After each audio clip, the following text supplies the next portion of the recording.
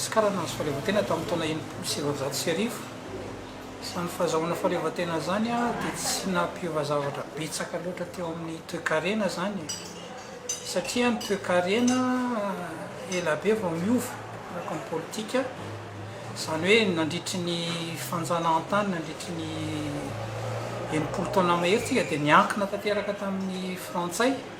ka raha vao nahazo fahaleovan-tena tamin'ny fahaenina amby roapolo ny volana jona dia tsy voatery hoe tonga dia miala amin'ny toe-karena frantsay korytsika fa tsy maintsy niakin-doha tamin'ny frantsay ihany ary zany indrindra nahatonga an'le problème hoe tamin'ny roa amby fitopolo sy sivanjato sy arivo zany frantsay a no andranantsika entana betsaka frantsay a no manondrana entana betsaka teto amintsika ny compagnie marseillaise de Madagascar, compagnie lyonnaise de Madagascar, compagnie bordelaise de Madagascar, ny banky ny zavatra rehetrarehetra zany a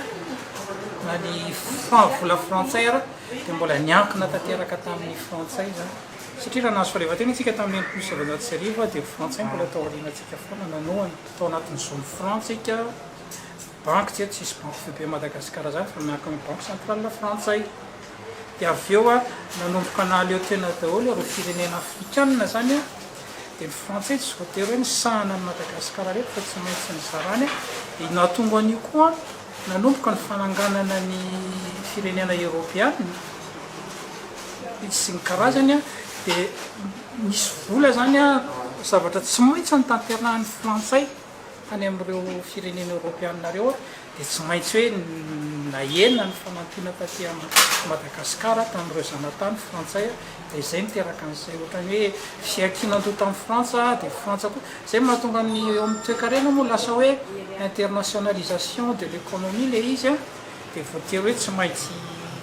misy zavatra maro sahan'ny frantsay tamin'izay zay nampitsoraka kely an'le toe-karena malagasy tamin'izay fotoan'izay fa raha jerentsika amin'ny akapobeany a nanomboka ny taona enimpolo ka fito amby enimpolo sivanjato sy arivo amin'ny akapobeany a dia niakatra ny toe-karena malagasy zany misy fa nanomboka teo amin'ny fito amby enimpolo nanampatonga taty amin'ny raiky amby fitopolo roa amby fitopolo dia nitsoraka le toe-karena malagasy a satria fantatsika président Tsirana nanomboka narary a dia nisy koa ny sao politique misy hoe dauphin Tsirana affaire récente sy ny ambassade américaine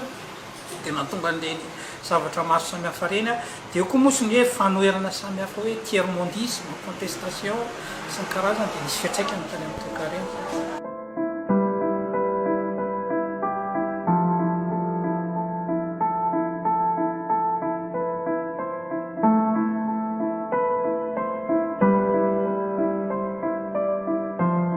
nanomboka tamin'ny 72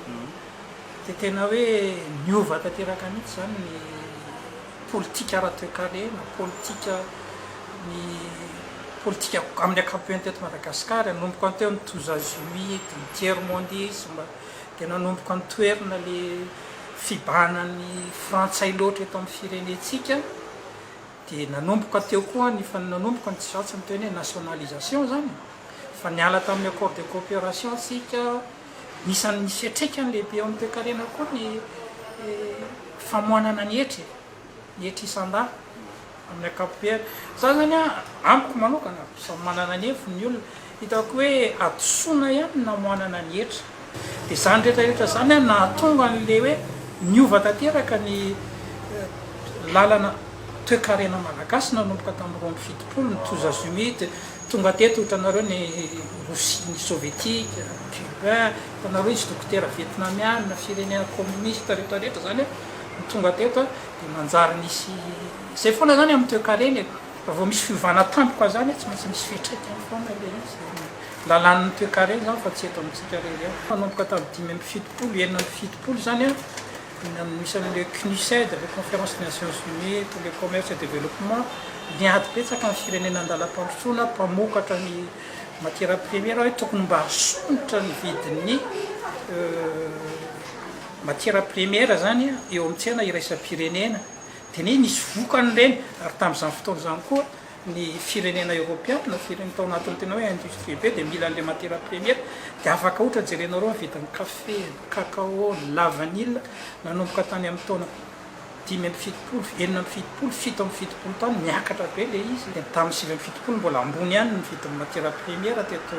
taty amin'ny tanindala-pitondrana tsika mpanondrana matière première tamin'izany fotoana izany koa mbola tsara koa ny fifandraisantsika tamin'ireo firenena tatsinanana azo lazaina efa nisy filoha hoe ny sovietika igny teto amin'izany misy fotoana hoe mividy pétrole tanysika tany amin'ny sovietika zany koa tamin'izany Chine sy ny karazany raha tsara mahoatsy tonga maty tamin'ny 9 amby fitopolo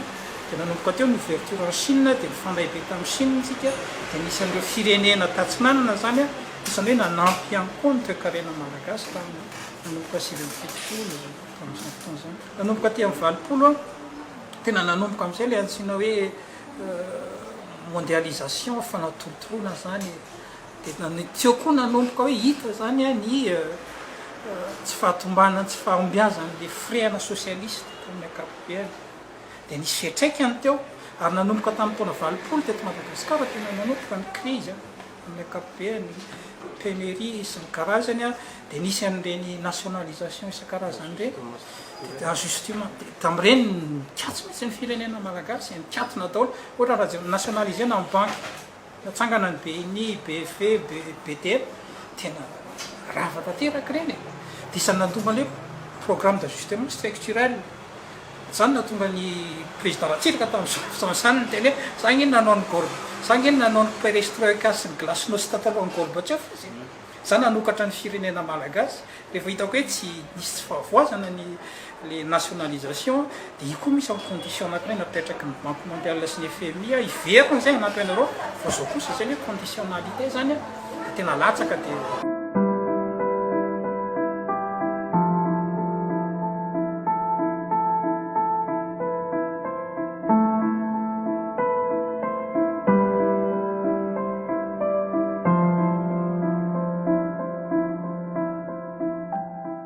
jerena indray nanomboka taty amin'ny 5 amby 20 valo amby 20 sy 10 tatya de niakatra ny toe-karena malagasy satria nanomboka ny gokan'le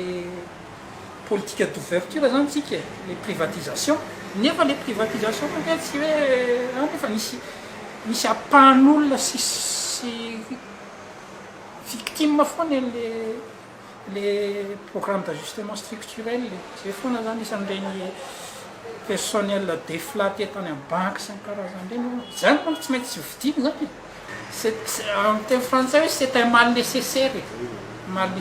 le fivoahana satria nanao ny programme d'ajustement structurel io banque mondiale io ny condition isan'ny napetrany hoe fepetra tsy maintsy ataonareo de dénationalisena daholo le société privée reo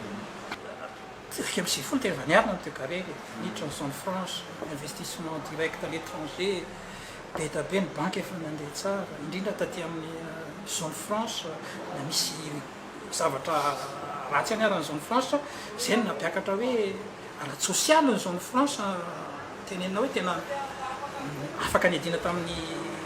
tsy fananana azy zany fa nipoka ndraiky amin'ny sivifolo de avy eo latsaka ndray le firenena eo amin'ny toe-karena eritreretra hoe ianao raha migrevien'mbolana zany amina milliard agny mivery am'izany migrevien'mbolana zany anao amina milliard mivery am'izany de latsaka ndray ny firenena tamin'ny raiky amby sivifolo de avy eo ndray nanarina de avy eo ndray enina amby sivifolo tany izy niakatra tsy niakatra nipotra ndray ny 2001 de ny 2009 ndray 2008 2009 fa nanomboka niakatra de mipotra ndray ny affaire ny 2009 ka zay ny ataoko hoe tsy haiko moa le hoe eto Madagasikara zany raha vao miariny kely le toe-karena de mipoka le problème eo amin'ny lafiny économie misy an'le hoe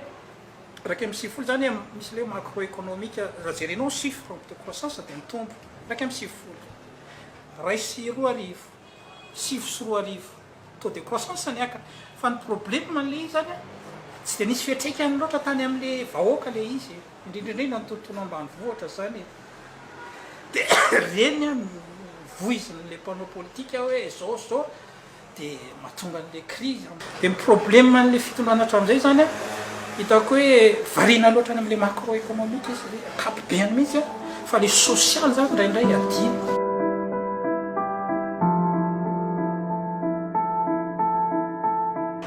amiko loany